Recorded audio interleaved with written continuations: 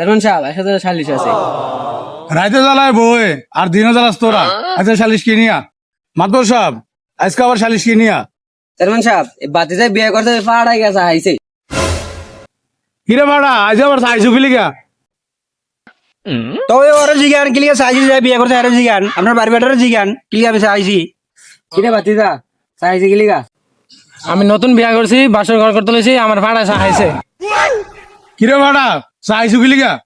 চাইব না ঘেরবো হ্যাঁ আমার চাচা মানুষ হ্যাঁ বিয়ে করছে আমার দাওয়াত দেয় নাই তাহলে হ্যাঁ চাইব না ঘেরবো।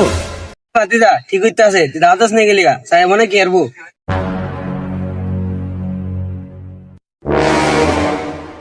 এই যে আপনারা তো ফেস হয়েছি করলেন, এই যে চাইছি কিলিয়া হেঁটেও দেখেন, এটা হনে দেখেন আমি কি কই আপনারা শোনেন। কিরে ভাড়া কি যাবার কম?